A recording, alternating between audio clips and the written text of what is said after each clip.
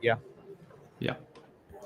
Hello, everybody. Welcome along to another one of these Light and Land live streams. Sam Gregory here with you, and I am with Flavio and Mark. They are joining me. Long time no see, gents. It must be at least 4 days or something since we last saw each other. Little in joke there. We had a little Light and Land get together, and some of us got to see each other in person, which was nice instead of just through the screen. But Flavio, how are you? Firstly. Great, thank you. Thanks for Good. having me. Yeah. No, it's a pleasure. It's a pleasure. And Mark, I know you've leapt out of photographic duties at a meeting there, but are you okay? Yeah, absolutely fine. Thanks for asking, Sam. No problem. No problem. It's good to have you both along. And there's a huge amount of experience in the room with Flavio and Mark in terms of their travel, photography, street photography, all sorts of stuff all around the world for the last number of years. And what we're going to look at tonight is going to be Cuba and Sicily, two very glamorous sounding locations, but quite different and quite similar in certain ways. We're going to find out as we go through it. And we've got a variety of images from both photographers, from both locations, color, black and white, all sorts of different things going on. So we're going to dive into that in just a moment. But as usual, let us know where you are watching along from. If anybody can beat the glamour of Cuba or Sicily, you're going to get the prize, tonight's star prize, which is a pat on the back virtually. Jez, thank you as usual. You're joining us from Dorset. Ken over on the Isle of Sheppey. That's pretty glamorous. It is pretty glamorous. And in fact, Mark, Ken says that last time he saw you was at a Nikon meetup in London. You've done a fair amount for them, haven't you, in over the years? Be a Nikon ambassador. So I wondered what course was that, Ken? Let's see if we can get an answer back from Ken in a second.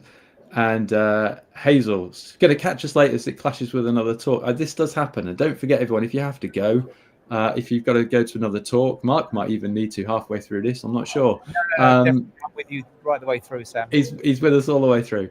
But if you do need to catch us up later, you can find us on YouTube and see all of it through at your own time, and all the past live streams that we've done as well. Welcome along to David in Germany, Wellington, New Zealand. That's pretty good. We'll take that. You're winning at the moment. Sandra from Oxford, pretty good as well. Aberdeenshire, and Rachel's in from Morocco. But you often win, Rachel, so I'm not letting you win this one tonight. Ken says, Mark, that it was at an evening presentation, so maybe that was a talk you were giving. Okay. So that's cool. Thank you, Ken. So yeah, thanks for coming along. And David's up in a very cold Yorkshire, which it basically is for about 49 weeks of the year, I believe. But anyway, let's move on from Yorkshire bashing. Anyone knows me knows I'm from Lancashire, so that could be a very easy night of Yorkshire bashing going on there. Let's jump into the images, though, okay? And I'm going to bounce through some of the questions you have as well. So if you're watching live and you want to ask a question, make sure you put it in the comments. If it's technical or if it's location-based or if it's anything, we will try and answer it for you. So let's jump in. And first off, we're talking about Cuba. And just to set the scene for a second here, this is a tour which Mark and Flavio are running together in October of next year. So that's the 12th to the 24th of October, 2025. And as, of course, you can find all the information about that on lightandland.co.uk on the website. But Mark, this is, I believe, one of yours. And I think we wanted to talk about the fact that there are certain stereotypes, aren't there, whenever we talk about any sort of location. And the challenge is sometimes sort of peeling back the layers. And I suppose the more people visit and the more guidance they get from people when they're on the ground, that can change things. But maybe just as an intro to this, can you tell us a little bit more about your first experiences with Cuba, both visiting and then photographically, how that developed as well? Yeah, this would be the third trip to Cuba, all since the sort of pandemic. And this is a real typical Cuban picture. In fact, I would say it's a picture. He's a guy that is there for tourists almost, and he's there to have his picture taken. So there's nothing sort of creative about it. He was just there on the street, and it's kind of a nice little shot that just says, we're in Cuba, with the guy with the hat and the cigar, and that's kind of it really. But as far as experience with Cuba, it's a really interesting place to go. So they're going through pretty tough times, and we do experience quite a bit of that. But we stay in some nice hotels, and we're going to take the clients off the beaten track and get them the shots in the places that they really want to go to. Yeah, absolutely. And we're going to see a little bit of that as we go through the images this evening. So let's just jump straight through. There is a question actually that's coming quite early, and this is maybe a good one for you guys to cover, about travel portraits, model releases, depending on what you're using them for, etc., etc. Any thoughts on that as a general theme? Yeah, you can take pictures on the street. It's not a problem at all. You don't need permission to take pictures of people on the street, and you don't need permission to publish the pictures if it's your own work or in a book as such. The only time you'll need permission if you want to use it for commercial use, but we're not really looking to sort of use it for commercial use. We're really taking these pictures for our own use. And if you want to make a little book up, or you want to put them into competitions, you're more than you can do that. It's not an issue whatsoever. Yeah. Just as a detail, commercial use is also the cover of the book if you want to sell the book. So you can put them inside the book, but not as a cover, because that's considered advertising. So that's why you might want to have a model release for that. Yeah. So it's good to understand whenever you're shooting out and about and out on the street what you can and can't do. And obviously in different countries that can vary, can't it? Yes. So yeah, you have to certainly can. But Simon, the whole the type of photography that we're doing, you're not going to be going up to people before and saying, "Oh, can I take your picture? And here's a model release, and do you mind signing it?" I mean, it's just not going to happen. Number one, you lose the moment, and the street travel photography that we do is all about moments. As a moment kind of trumps everything. So I've never ever gone out and asked for or even taken a model release form out and got people to sign it. I don't know if you ever done that, Flavio? Not really, no. No. So yeah, okay, cool. Thank you for the question, Sandra. Though, let's talk a little bit about this image then, because this is a great example of that moment happening, in a flashpoint in front of you, kind of thing. Do you want to take this on and give us a bit of background about that? This is in Cienfuegos, which is a beautiful colonial town on the coast below Havana, so it's on the southern coast. And I was set up there because I was liking the background, and I was thinking about using it to get a shot with possibly a bike or something. And then I saw this gentleman coming in with a cigar, but he was on the same pavement as me.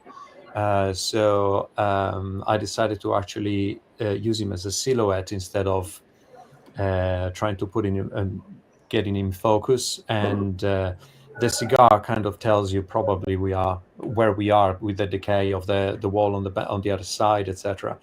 So the lucky thing is the glasses that have made the light come through that way, so you can really see well the glasses. I think that adds a little point of interest to the image.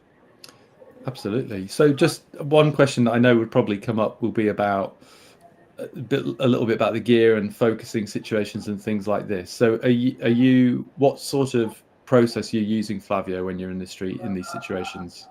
You tend to favor a 50mm-ish, don't you? Is that right? I tend to favor a 50mm lens, and this is a 50. And for a very long time, I've been using Leica cameras, which is manual focus lenses. And I switched lately simply because they're so expensive. It's kind of a big investment to just use that. But in these cases, I would have focused already on the background, but normally you use what's called zone focusing. So you use the depth of field warranted by a smaller aperture, and then you focus at a preset distance, let's say, where you know more or less the subject is going to be, and then you can shoot that way without particularly worrying about the focus, and you almost use a point and shoot camera. But this can happen only with 35 or wider angles. With the 50, you have to focus every shot, and no matter how, unless you close down to 16 f16, then you might have a little bit of this, but you have to focus more or less every shot. Yeah. Okay. Thanks for covering that. Color.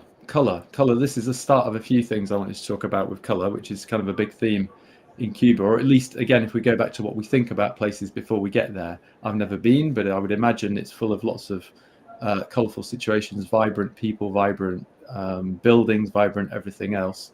And obviously, when we find those themes of color, in terms of there's a red theme coming through here, and even the little roof things up at the top there makes for a really interesting shot.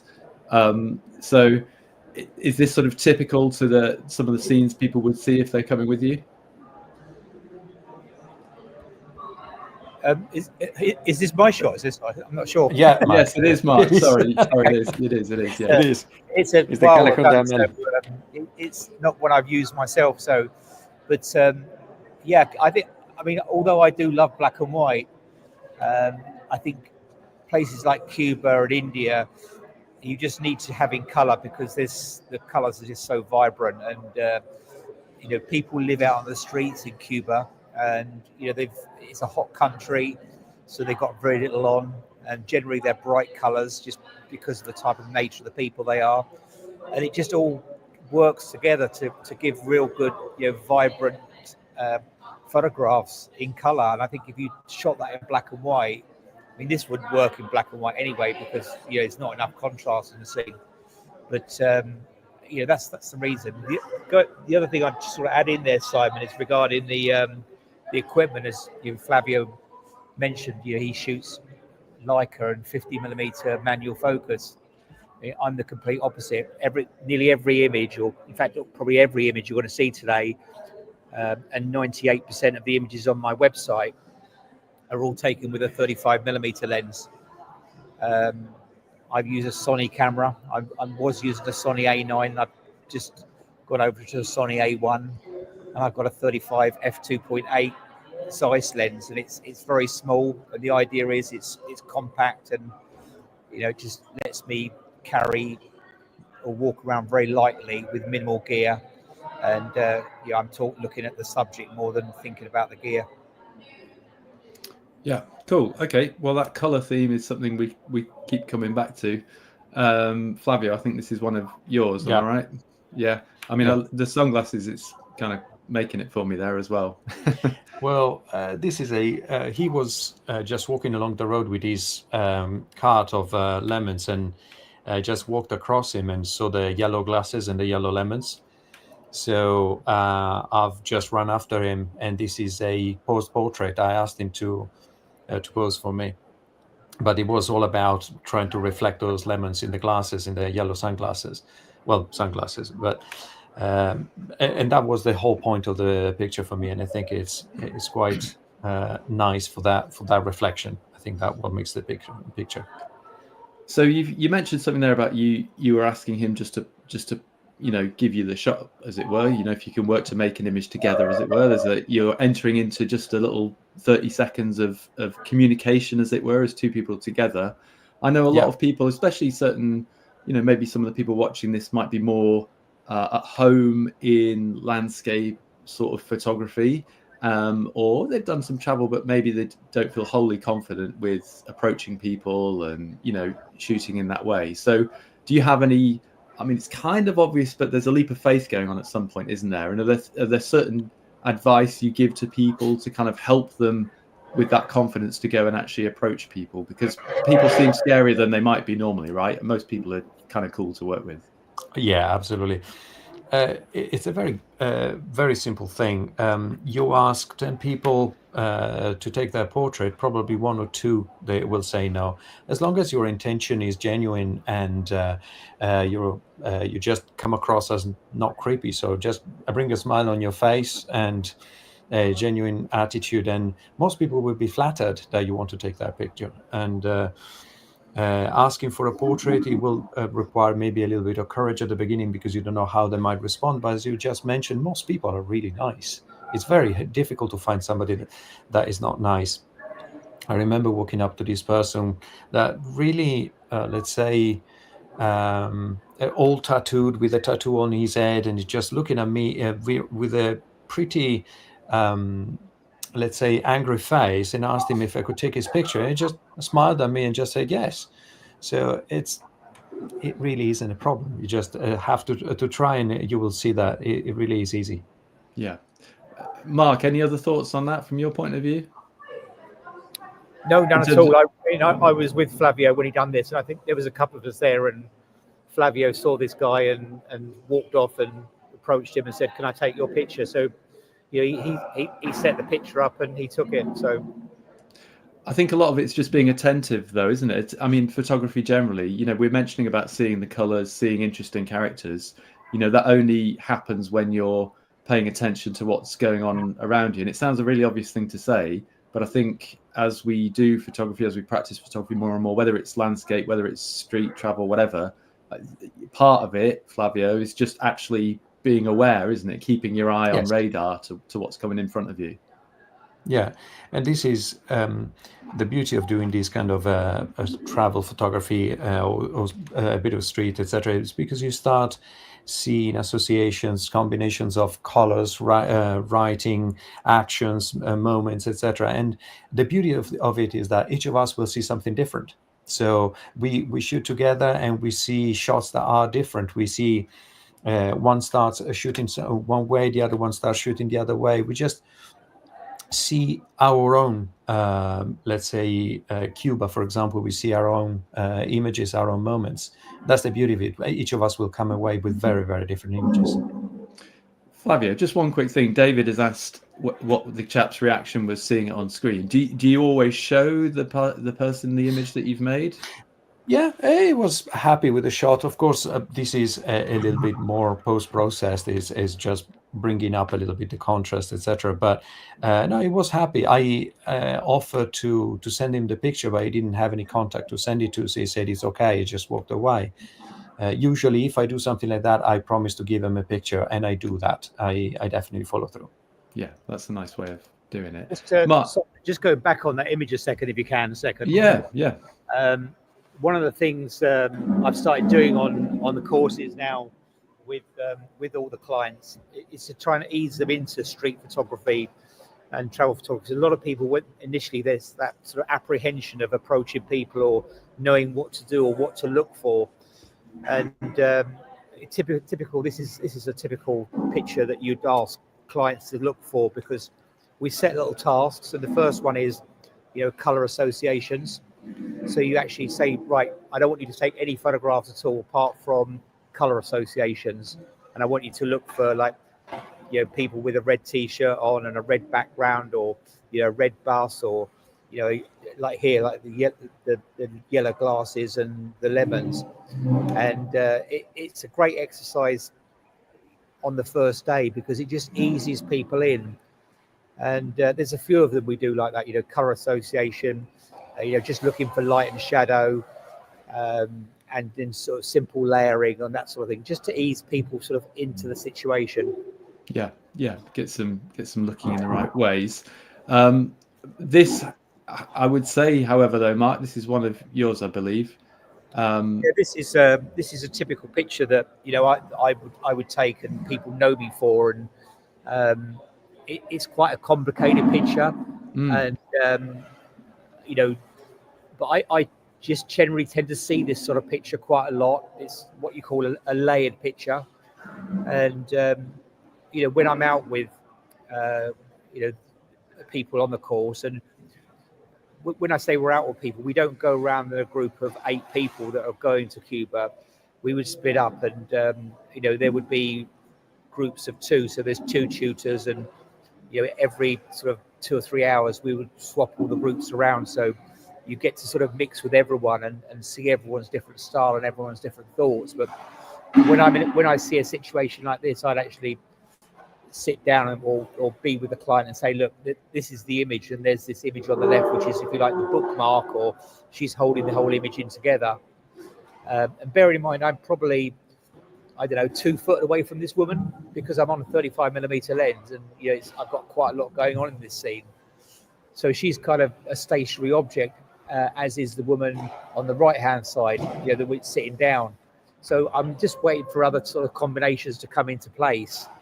And I might take quite a few pictures when this is happening, because you don't want backs of heads, or you don't really want side. You want to be able to identify everyone. And a lot of people go away from the courses. We run with a phrase, "show me the nose," because we like to try and say that we want to see everyone's face or a part of it in the picture.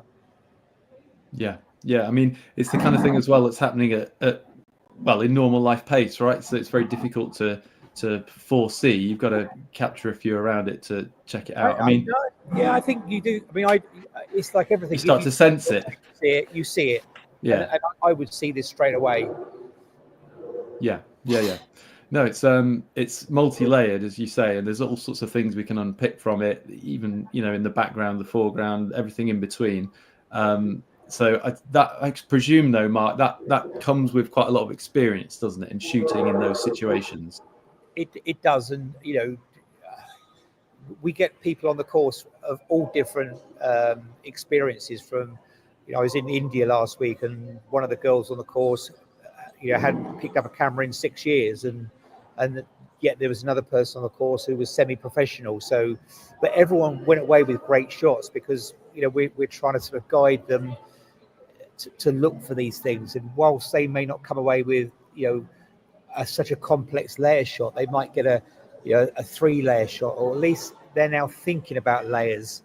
And in fact, even though Light and Land is predominantly landscape, all the photographers there are familiar with layers, because they're using it in landscapes a lot, with the big wrecking or the big stone in the foreground, and then the lake or the water and the trees in the background. You've got multi-layering. Just that we're doing it with people and moving objects, which is that's what sort of takes the skill to sort of look for those things. But you'd be surprised at the end of the course, some people have got some really good images that I think everyone will have at least one picture or 2 pictures that both Flavio and I would say, I wish I had that in my portfolio. Yeah, fantastic. Just a recap for everyone, we are obviously talking about Cuba, and we're also going to talk a little bit about Sicily tonight as well. We're coming to that in the second half of the evening. But Mark and Flavio are going to Cuba in October 2025. I believe there are a couple of spaces available. It's fairly booked, but there are a couple of spaces available. So if people are keen, just 2, right? So if people are keen to get on the Cuba trip, there are just those last 2 spots available, and that will make for a nice. Well, so actually, let's pick up on this now, chaps. It's a fairly long trip, so can you give us a bit of a shape of the itinerary over those sort of 12 days? Yeah. So we start off. We meet in the old town Havana, and we spend 3 or 4 days there, and then we've got private taxis that are air conditioned that take us then to Vinales. Vinales is where all the cigars are made, so it's a completely different vibe.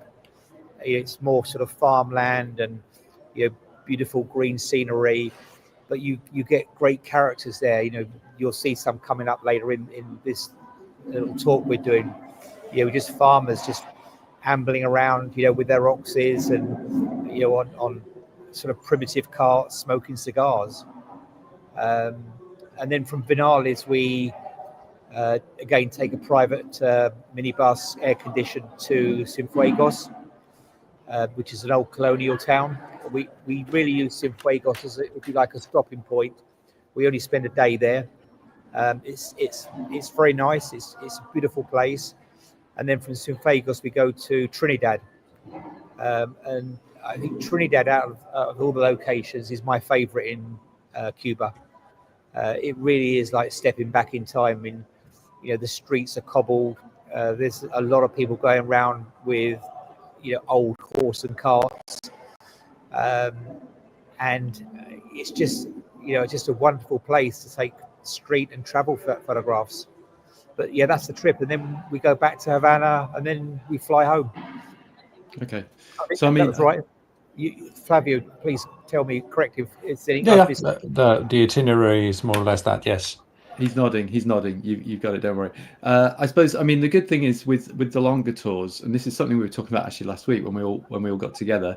But people can really start to get into this, the feel of the place. You start to get into that rhythm. You start to get into that vibe. You start to get into the culture of it. You can talk to people a little bit more. And so with these longer tours like this for 12 days, that I think, Flavio, that's something people can really start to feel more comfortable with, right? And then the photography can start to flow. Oh, absolutely. It's amazing how you can really see towards the let's say halfway through the course, you can really see the photographers starting to open up to this kind of style of photography, to the travel photography, looking for those shots and really developing. Even within those 12 days, those photographers will develop a lot, and it's just a wonderful atmosphere that you're soaking up, both in Havana and in the less let's say urban places like Vinales, where it's all this farmland. We just go for a walk up in the farmland as well. We just go see the landscape there is wonderful in there, and we interact with the farmers, with the oxen, and then you just go to a place like Trinidad, where you find just a very quiet town that is full of people just a few times, and then people chilling out. It's the atmosphere that you will just be enthusiastic about. We can't have enough of Cuba. He's loving it. He's loving it. I'm loving it. You can't have enough of it. Mark, I think this is one of yours, and I don't know whether was this sort of collection of cars. No, it's yours. No, it is yours. It is yours. I know the previous one was mine. Yeah. Was this just a random finding of people with cars, or was it a gathered? Did you know there was a gathering going on? You see lots of cars, little groups of cars like this, and this was, they were stationary, and I just wanted to get a picture of some cars just to say Cuba. I think this is probably the only car picture I took in the whole course. So, but it's the guy's look, isn't it? I mean, that's why the guy's look. The cars are there, but the his head's placed in that sort of the bush there, so you can. It's not in the sort of, if you like, that little gap in between, which wouldn't look quite so right. But it looks good. It's a pink between two red cars. It just looked good. And he's checking it out. Yeah. Yeah. Cool. Okay. Well, I'm going to keep us rolling just for time purposes, because we've got a nice lot of Sicily we want to get into as well. And I think, Flavio, actually, a couple of these are yours. This is more just showing that not all the cars are brightly colored and shiny. This is actually what those cars are called, the Almendrones, and they are the cars for the locals, either for the private cars for the locals or the taxis for the locals. And this way, I wanted to include the writing Cuba on the left and the hotel in the back that really tells you where you are without a shadow of a doubt. And funny enough, this very odd color that you see, it's actually the color of the light that was there. So it's a very strange color for the light, but it was that way. And this is a picture that I took more as a scene setting shot that tells you where we are. Yeah. And maybe this is a slightly different vibe, but still. Yeah, we were traveling in this car. I was just sitting in the front, and I was seeing our car was blue, the other car was blue, the side, the wall was blue, and that was starting to get interesting as a color association. So I tried to focus on the view mirror to see if I could get a little bit more image in there, and not defocus too much the rest, as you know exactly where we are. This is more a play on colors. Yeah, absolutely. And beautiful angles as well. Graphically, it's really you have to try to remember to where you put all the lines, where they enter the frame, etc. For example, the line on the right coming from the corner is intentional. It's not just casual. Yeah, of course. That's what it's all about, though, isn't it? Placement of these things. We mentioned earlier, guys, that you go up into the more rural areas, and we've got a couple of images, just a couple here, and then we're going to jump over to Sicily. So we're staying fairly on time. Just a question that did come in, Barry. You've been very patient. Sorry, because you asked me. You put this in the comments a few moments ago. Barry's actually coming with you to Cuba. I believe he's already booked on. And his question here is: would you recommend taking a low-profile rangefinder or carrying a camera with a zoom (brackets Steve McCurry style)? Mark, do you want to pick up on that first? It's entirely up to you. I mean, when you say a rangefinder, so you're on about probably something like a Leica, I guess, because I don't think there are any other rangefinder cameras, are there? But if you could have a camera with a zoom, the reason I don't use a zoom is because I don't want to start thinking about zooming in and out. If I want to get closer, I just walk closer. If I want to get further away, I walk back a couple of steps. And I know my lens inside out, and that's why I use just one lens. And the other reason is because we're walking a lot, and typically, we might be walking 12 to 15,000 steps a day. So you really want to be as light as you can. And we have had people on courses that come out with 2 DSLRs to start with, and a 70-200 and a 24-70. And day 2 they've pitched it all, and they've just gone to one lens because of the weight. But it's, to be honest with you, Barry, it's whatever you're comfortable with, and shoot with what you're comfortable with. Don't try and fit a lens in to do what Flavio does or what I do, because we want you to have a great experience there and take great photographs, and don't want you to think too much about the gear, more about the image and those images that you've got to be making with us. Just to add one note, especially if you carry a rangefinder, make sure you really know how to use it. You really are confident with it, because then you start getting unfocused pictures. It's going to get irritating. Yeah, absolutely. Cool. Okay. Well, Barry, you will have a fantastic trip. These two are going to look after you. That's a pretty cool trip to be booked on. If Barry wants to reach out to us at any point, feel free to drop me an email, Barry, if you wanted to ask any questions between now and the Cuba trip. I'd be happy to sort of talk to you offline or answer any questions you've got. Yeah, fab. All right. Yeah, Thanks, that's Mark. So like we said, there's just a couple of examples here of some of the more rural scenes that you'll be seeing, and obviously that's going to be quite a contrast to the Havana and to 2 or 3 of the other places you're going to go to. So it sounds like a really broad and varied taste of the place, which you're going to get over that time period. I'm going to keep us rolling, guys, just for time purposes, if that's okay. So let's jump over to Sicily. And this is Sicily at Easter, 17th to the 20th of April, 2025. So that is when the tour is going to be. And there's a very specific reason why the guys take you there at that time, which I'm going to talk to Flavio about just in a second. But for everyone watching along live, as you've seen there, if you have any questions at all about either the locations or gear or how these two work and see the world photographically, or anything at all, do just let us know in the comments, and I will try to pick them up in a timely fashion.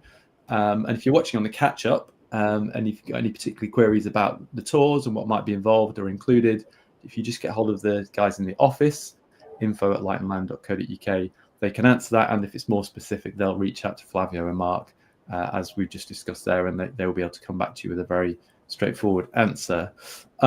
So Flavio, I'll just throw to you on this about Sicily. Can you sort of set the scene about the motivation or the timings of this in terms of the trip that you guys run there?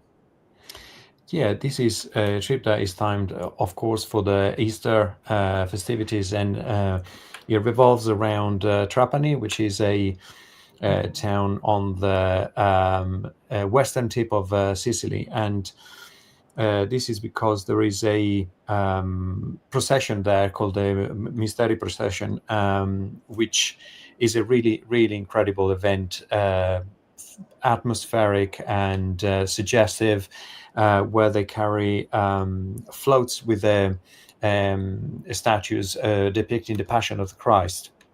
These floats are really, really heavy. They can weigh from 600 to 1,400 kilos, and they are carried on shoulders by groups of mostly men. I've seen just a couple of girls in there, but not many. And they are all together carrying these on their shoulders, and they carry them for around 20 hours from the Friday to the Saturday, isn't it, Mark? Yeah, Friday morning to 12 roughly until the Saturday. Friday lunchtime. Yeah, it's actually, I think 2:00 it starts, and then it goes on till midday the following day. Yeah. Wow. And they just go throughout the night with these floats and go all around town. There is a specific route, and the image that you saw before of the Christ is because we also go to Marsala the day before, because they have a enactment of the Passion of the Christ throughout town again. So there is different groups of actors that enact all the Passion of the Christ, all the different stages. So this is what this is about. This is just an enactment coming through in front of the window of these two ladies. Okay, so over the next few images, you're going to see various scenes from both of those main two situations, and we've got a bit of a mix of those in color and in black and white. And I think thank you, Flavio, for kind of setting the scene as well about why you choose to go there at that time, because obviously that's quite specific. So I want to touch on some of the tour bits, but I also want to pick apart some of the images, because I absolutely love this one just because of the so many things going on. But it goes back to, again, and we were talking about just totally paying attention, right, to potential things that are going to happen in front of you. And so, was that a situation with this where it sort of all just came together? Could you see these two and you knew the procession was coming, and then it's just lining it up, or Yeah. what does it do? I saw the ladies, and I definitely positioned myself firmly in front of them to try to build a picture around the ladies. And the Christ was just coming up, and I tried to put the two together in the same image to show what those ladies were looking at. And you can see how much they are participating in this enactment, and how much it's felt religiously, which is what I wanted to convey with the image. Yeah, absolutely. So we've got a couple of examples and a couple later on of the guys carrying, and it's amazing the weights you were just talking about there, and that explains some of the very, how should we say, the exertion we can see on some of the guys' faces, and when you couple that in with the actual passion they may feel about the situation, both traditionally religious connotations of all of that as well, then obviously I would imagine passions can run high over the weekend. It's a heartfelt thing, and so that will make for some great photography. I wanted to just pick up on this one as well, because this sort of scene we talked about before, about shadows, about in focus, out focus, different planes of things going on. We talked about bookmarks as well on edges of frames. I think, Flavio, this is yours as well, isn't it? Sorry. I should explain that. So again, is this a situation of the scene unfolding in front of you, or you know what I mean? This is, as you mentioned, the bookmark. I positioned myself in front of this wall because there was this white space that allowed me to put somebody walking past against a very clean background. And I was keeping an eye on the left on the couple there, because the lady was always leaning out of the window, but the man was appearing and disappearing. So I was waiting to get him into the light to actually have his face as well, and then having some character coming through in the space there. And this was quite an interesting scene, because the sun was hitting only the wall. The rest of the street was in shadow. So you couldn't actually get a clear lit picture of the people that were walking in the street. So I decided to use the silhouettes. That's why I chose that white background as well. But and the lady in the right, on the right side, still bookends the image from the right. There's something beguiling, isn't there, though, about having what we can't see sometimes is so important, and that lack of, the fact it's in shadow obviously makes that so strong. But the size, there's all sorts of ambiguity stuff going on there. So it's a really great shot, and obviously that's the kind of situations the guys will try and put you inside of. And what we've shown you so far has been color images of these of these few days that you'll be there, and these were some of Flavio's. We've got a few of Mark's as well, and these are all black and white, Mark. So, I mean, do you want to talk? Should we talk a little bit about black and white and color and how we see different things in the world, and how you felt and how you react photographically to this situation, and why you put these images together in black and white? I just feel it's an event that needs to be in black and white. I mean, you've got all these sort of mafioso type characters. You've generally got them in suits, dark ties. It's a somber event, and I just think it works better in black and white personally. Flavio totally disagree with me because he likes colour, but I love black and white, and this image is this was taken quite a while ago. I mean, I've been to this procession 9 times now, so I know a lot of the people there, and I see a lot of the characters year in, year out, and I know the people in the union there, and it's really benefited us as Light and Land now, because it gives us access to the inside, if you like, of the parade, and that's one of the big selling points. We were in the church at the end of the ceremony. We normally go in the church before, but there was an important dignitary that was there, and there was a security issue, so we got locked out literally minutes before the ceremony was going to happen last year. But normally we're in there, and this is where the real sort of atmosphere comes, and this is the advantage of having a press pass, which we generally get for everyone on the course. But this is a black and white image. This won quite a few competitions when I was. This was shot probably about 6-7 years ago, actually, on a Nikon camera, but again, 35mm lens. It's great to have all that experience of the place there, like you say. I mean, it's when you know where it's going, who's going to be there, what the general vibe is, and the people then are a bit more comfortable with you guys being around as well. That's probably an important thing, especially in that in such an important occasion for them. Just a technical query, and I know some of these have been shot over a number of years, Mark, so there's a bit of different gear going on.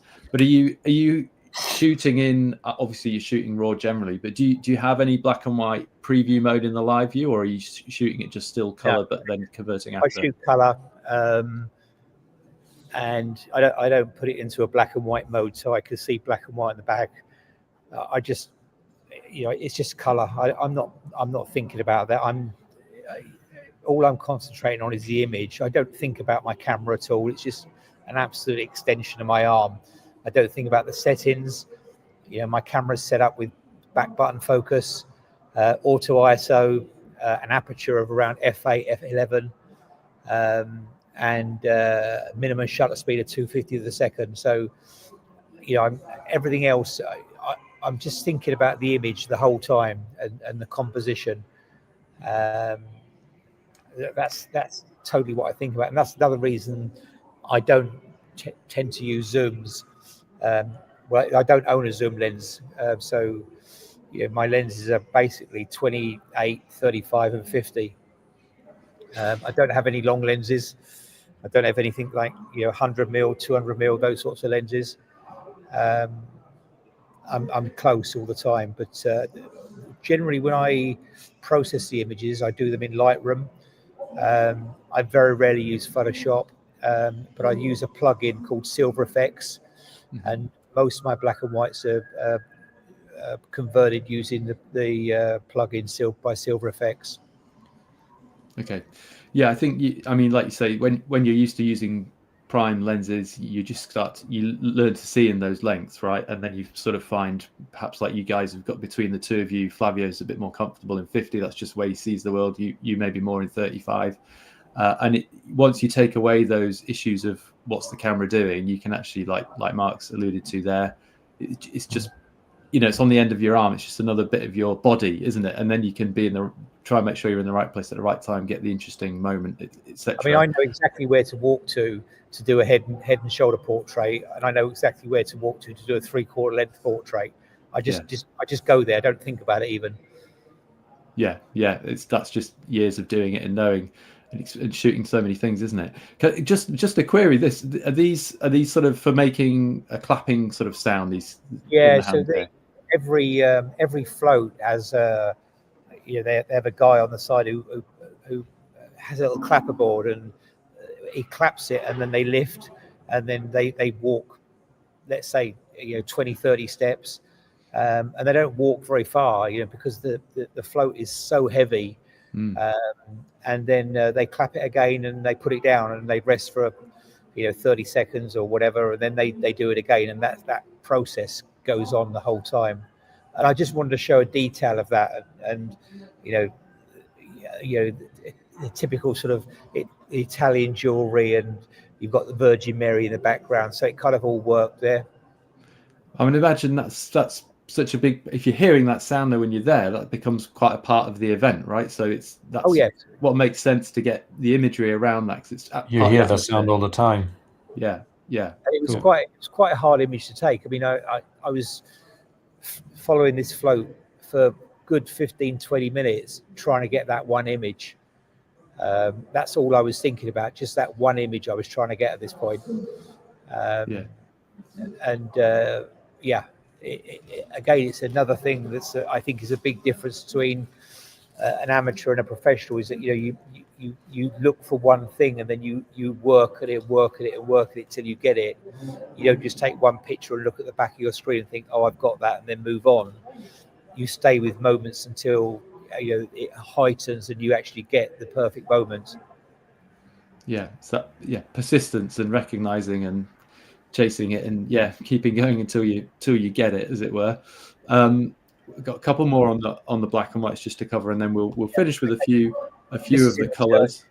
This is in a church before the ceremony starts, so the church is absolutely packed. And I was really lucky. This is the first year I actually went to Trapani and took these pictures, and I met a guy called Ernesto Bazan, who's a Magnum photographer, and I was there with my son this one, and we were in the church, and all of a sudden they started clearing the church, and people were saying, if you haven't got a pass, you need to get out. And I was trying to avoid everyone, and Ernesto came to me and he said, do you want a pass? And I says, yeah. Because I was a Nikon ambassador, he gave it to me. So it kind of just worked. And now I see Ernesto there every year, and we sit and have a coffee or a chat, and it's a great place to catch up with sort of photographers when you go there that regularly. So I suppose the issue is sometimes people are comfortable, sometimes people are uncomfortable. You've been there quite a lot, so you kind of know the vibe of what's people are happy with, and maybe where you shouldn't necessarily be. But is that something you've obviously had to build up over a period? I would say, yes, it is. But I have such a great relationship there that I can probably go pretty much anywhere I like in that town on that day. I mean, we went to some places that were quite exclusive last time, and just let me get some different angle shots from above. And in fact, the union there, which run the whole thing, have asked for my images to be in their archive now. So, we had that meeting with them, and they just said, we'd like to have these in the archive. That's cool. Yeah, I suppose that's the challenge that just you kind of touched on there, Mark, is when you've been somewhere so many times, it's the challenge is to renew how you see it from different angles, get something different. You know what I mean? Simon, this is a really, really unique event. This only happens here in the whole world. This happens in Sicily, and it's really strange because it's a really small town. It's not a place that tourists would generally go to. In fact, even on this event, there's very few tourists there, but it's almost like a sleepy town. Even 2 or 3 hours before the event, it's quite sleepy, and then it just builds up to such a crescendo, and it's like that for 24 hours of absolute madness. And so you just have to stay with it the whole time. And then if you go back the next day, it's almost like there was nothing there. Yeah. But it's knowing where to go and taking advantage of it, and that's one of the benefits when people come with us, is that we can take them to the places and make sure they're there at the places they need to be to get the right photographs that they want to, rather than wrecking it and thinking, oh, I wish I'd been there. I know where they need to be, and we'll make sure that they are there. Yeah, absolutely. Cool. Okay, well, we've just got a few images to finish. Thank you everyone for bearing with us. We've just got the last sort of 5 or 10 minutes. So we appreciate you giving us your time, and of course Flavio and Mark for sharing their time with us and talking you through some of these images. So Flavio, we've got a few just to finish here in the color, and obviously this is quite a great example of the scene, as it were, but you can see the passion in people's faces here as well.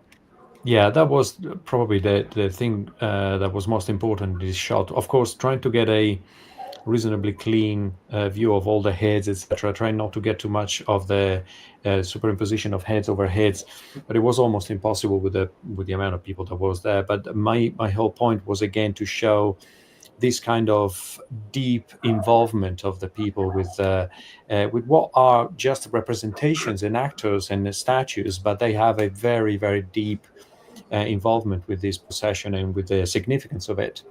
So it's really interesting. Yeah. Are we inside again here? Is this part No, of the... this is the previous one and this one here are both from Marsala, again, Okay. the town where they do the enactment.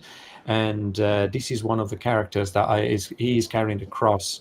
And I thought it was quite interesting that he had a clear iris, so clear eyes that could actually come up a little bit, and they decided to concentrate on the face.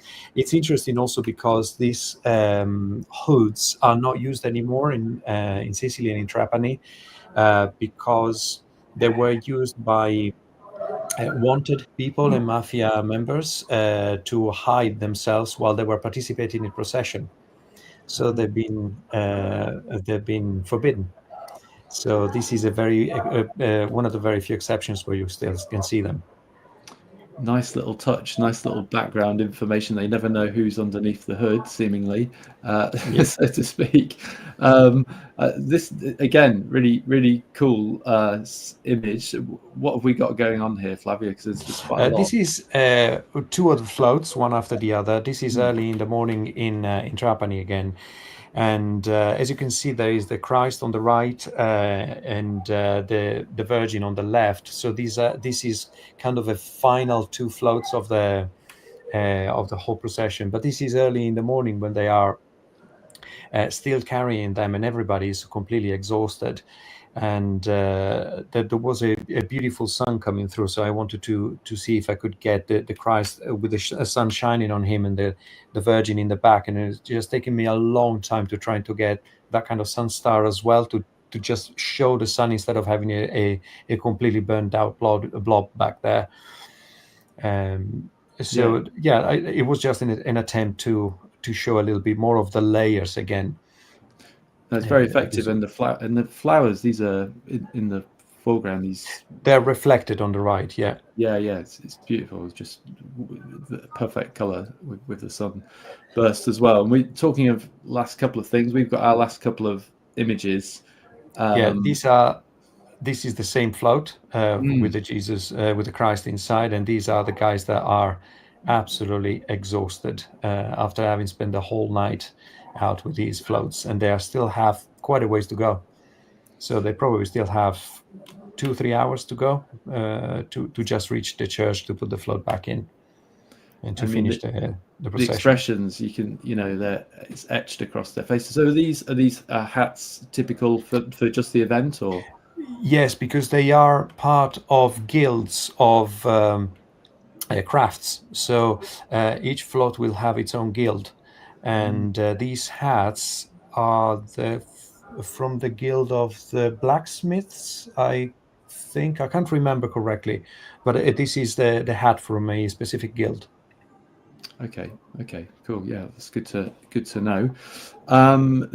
Just as we get to our last image here, I'm just going to throw out, if there's any other questions, do just pop them in the comments, and I'll put them to the chaps just before we wrap up.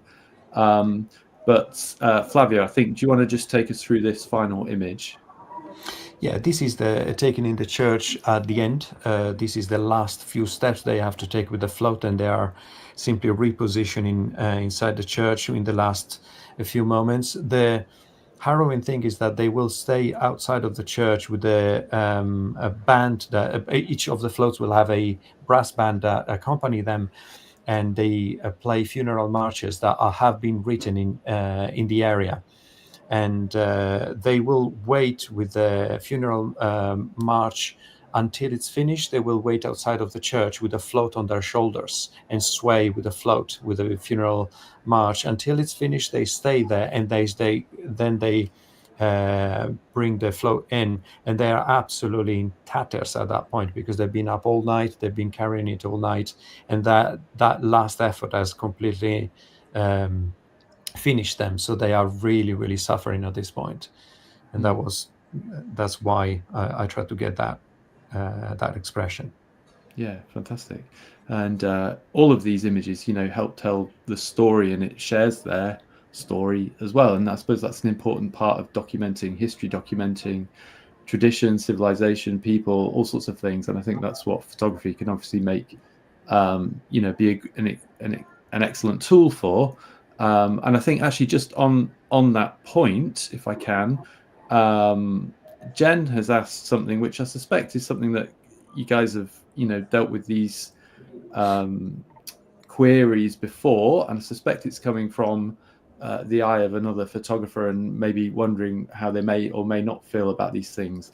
Do you ever have a sense of voyeurism in photographing people in their religious devotion / emotion? Mark, I mean, obviously you've spent a lot of time there and you know a lot of the people in the locale and you've got those relationships. So I'll throw to you first on that, just as a query. Yeah, I generally, I feel these, when you're photographing any event like this, and it could be, an event, a religious event, it could be in London, a pride event. The people taking part are so involved in the event, they're not looking at you as a photographer, and you're just part of all the sort of everything else that's going on there. And I don't sort of think of it as voyeurism. I'm just there to, if you like, document. That's what my job is. I'm a documentary photographer. I've been that all of my life, and I'm there to tell the story of the event. So I don't look at it like that at all. Yeah, Flavio.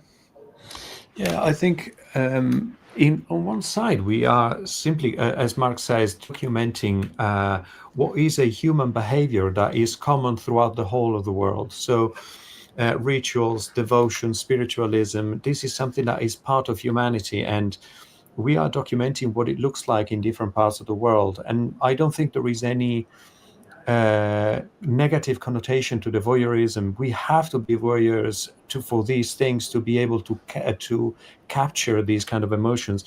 If you don't capture the emotions, you completely lose significance of the actual spirituality and the religious event. If there is no emotion, there is no involvement. Yeah, no, absolutely. So Jen, hope that answers your question. David has said he's enjoyed our session very much. So thank you, David. Thank you very much for watching along. And thank you, everyone else. Just before we wrap up, just a little reminder here. Let me just pop that off for a second. The chaps are going to be in Sicily, 17th to the 20th of April, 2025. So not long. So if you do want to get involved in that, do get that booked up. I think it's clear from the conversations we've had there that there's a lot of experience with both Flavio and Mark in both locations, but obviously making sure they put you in the right places at the right time. And anecdotally, having talked to them a little bit last week and on other sessions that we've had together with the guys, I know they do spend a lot of time with guests going through their images, critiquing, reviewing, and talking back through the images you may have made in the day and over the days to really give you constructive feedback and and help you forward with that, both in the field whilst they're there with you throughout each day, every day, but also in the evening or whatever else it might be. So it's not just a case of Absolutely. taking you there and letting you go.